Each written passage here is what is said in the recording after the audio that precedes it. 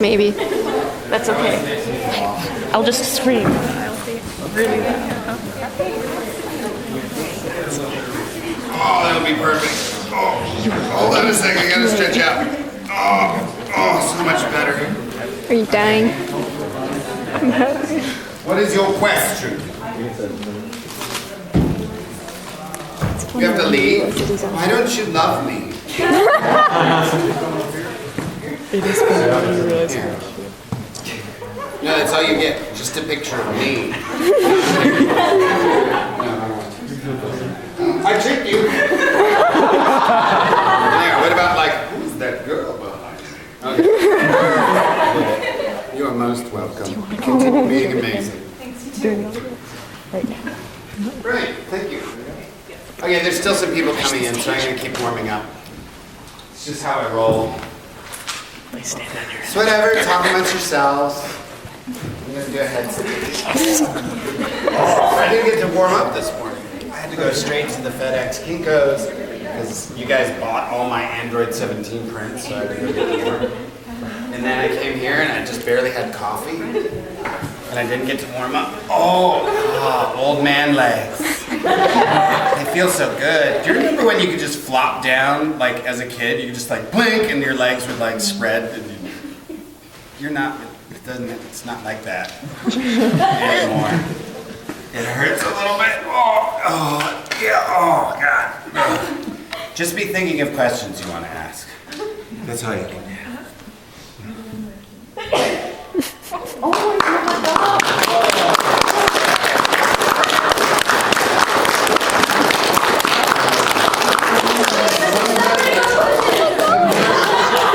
Sometimes this makes me fart, so that happens.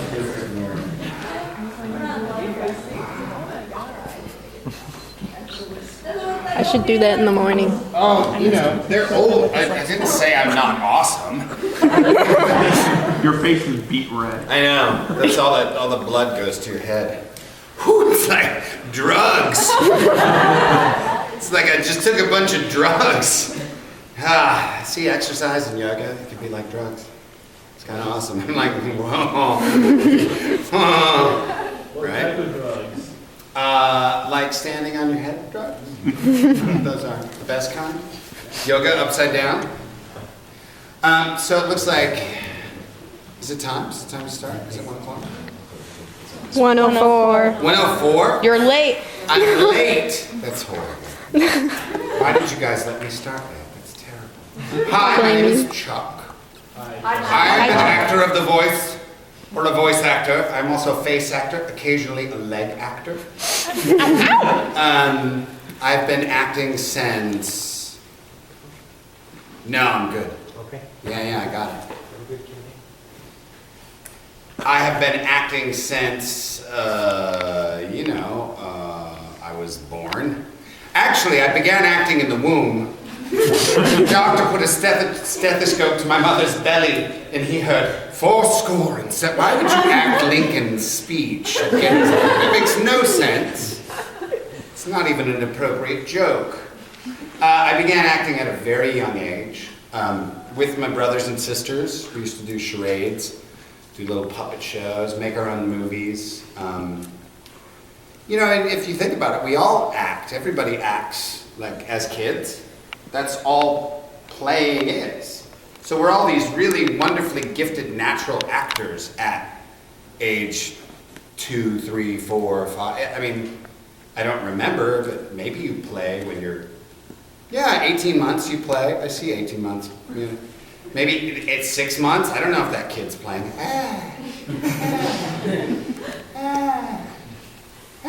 Maybe they are. Maybe they're like, I am a giant monster, and I am killing this stuffed animal, or whatever.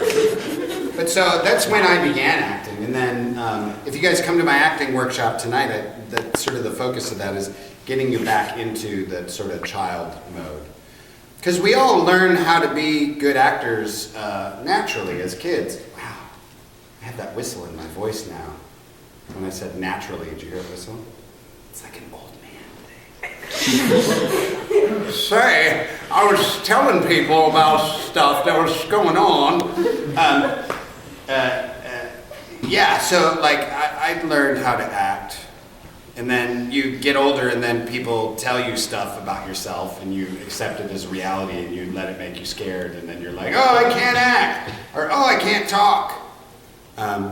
But those of us who become professional actors plow through it. We're like, ha ha, go ahead and ridicule me, and then you survive it, pretty much.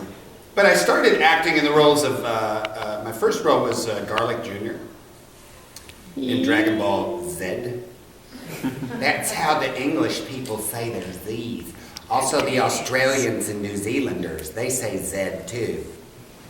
And then I did Android 17, and then Master Shen, Mr. Shu, Kibito, Hiei from Yu Yu Hakusho, Dr. Stein from Soul Eater, Austria from Italia, oh my goodness. What else? Everybody's favorite, Shao Tucker. Fetch, Nina, fetch. That's evil. It is. If you guys haven't been by my table at the back of the dealer's hall, I have a little Nina plushie, a little Nina Alexander plushie you can pet. I don't know how I feel about that. It's true. You can hug it, take a little selfie with my Nina, just be like, Happy Father's Day! It's terrible. But you get your daughter for her birthday a flea collar. It's the wrong thing to do. Most recently, what are my most recent anime projects? I did one episode of Tokyo Ghoul, where Chris Sabat's character came in and went, you should do stuff for me. And I went, oh, I'm scared. And he went, no, you're dead. And then I was dead. But that was cool, because Sabat killed me, and that's always cool. You know. And then, I don't just do anime voice acting, I also do acting with the face and with the leg, as I said earlier. The leg acting I do, that's just generic for, I'm just kidding. I do Star Trek Continues. How many of you came to the Star Trek Continues panel last night? A couple, yeah, several, yeah. So I do that, and so you've seen me do that. I also have a movie coming out in February, directed by Chuck Norris's son, called Amerigeddon. That's a clever combination of the words America and Armageddon. I thought it was clever. It's an amazing movie. He sent me the trailer while I was on the plane flight here. I can't share it with you yet, because don't share it with anyone, so I'm not going to, but it looks really good. And I play a Russian bad guy. Yes, I'm going to take all Texans' guns away from them for the UN, because we have EMP attacked the whole world. Or whatever, and I die in a fiery helicopter crash. Oh, spoiler! But you know the bad guys. I mean, you just know it. But the cool part about that movie was I got to fly around in a helicopter for 8 hours one day. And I came on set, not only fly around in a helicopter, but it was with the best stunt helicopter pilot in the business. And so, I came on set that day, and they were like, okay, Chuck, we have a stuntman for you, but if you're uncomfortable flying, and I'm like, no, I'm going in the helicopter. And they were like, okay, you can do it. I couldn't believe they were like, I could have taken the day off, basically, and just had this stunt guy flying the helicopter all day. I was like, I'm not going to do that. Like, in between takes, he'd be like, and then he'd be like, and like do all these spinny maneuvers, and then he'd stop and he'd go, I'm the only one in the world who can do that. Do it again, do it again. At one point, they had to radio up to the helicopter because they were like, Chuck, Russian colonels who are trying to destroy the world don't look like happy third graders. And I was like, yes, right, I am very dangerous. So, and then driving home that day, I was like in my little Mazda 6, my 2005 Mazda 6 wagon, because I'm bad at the moment like that. I'm not really a car guy. I'm not like, oh, I gotta have the coolest, fastest car. I gotta have a car that makes me look like a dad and has some good handling. That's about it.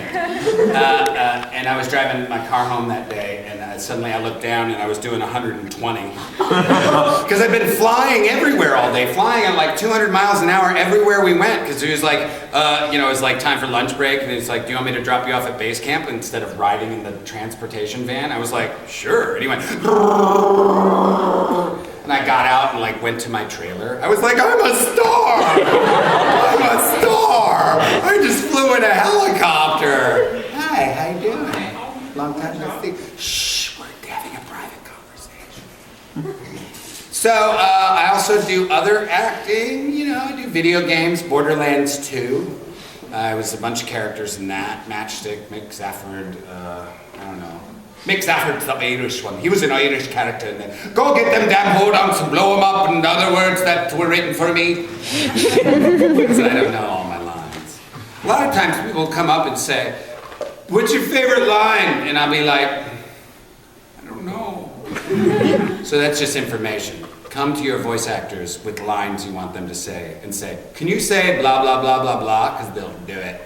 We're really good at it.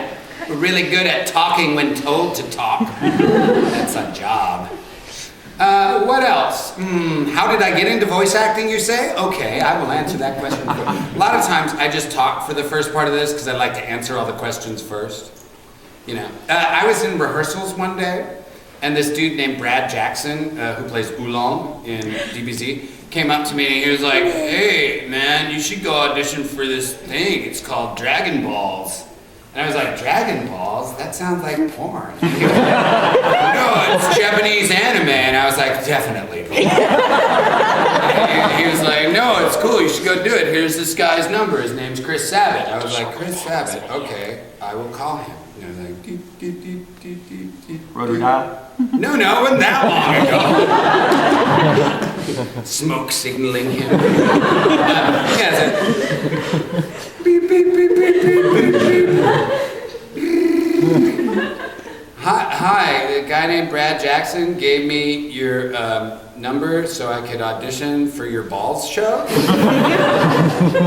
Oh, yeah, it's called Dragon Ball Z. It's not balls. Everybody makes that mistake. That's cool. What time do you want to come in? Do you want to come in today or tomorrow? Today's good, like 4. Okay, yeah, man. What was your name again? What was your name again? Yeah, it's Chuck. Okay. Yeah, come in at 4. That'd be good. Okay, I gotta go. Bye. That's the best Sabat impression I've ever heard. That's pretty good. That's a good impression of what that first conversation was like. And I went like, okay, here, this will get you. Flip. Put it back in my pocket. And I drove, like, it was like later on that day, so I drove and it was raining and I got a flat tire and it was like, this sounds stupid. I don't want to be in the balls show. I have a flat tire and it's raining on the side of the road and I'm angry and I was changing my flat and I'm just going to skip this stupid audition. And then I heard a voice like, stupid Chuck. Stupid audition. Chuck, go to the audition. It was Vic Mignogna's voice. To me from the future, Chuck, I will need you as Dr. McCoy. Please don't skip this audition. We need to meet. It wasn't really Vic's voice. It was, but it did have like one of those internal, like, moments of like where you hear that voice inside you going, no, dude, come on, like go do this thing. And they've done a lot of research now. It's really interesting. They've shown that.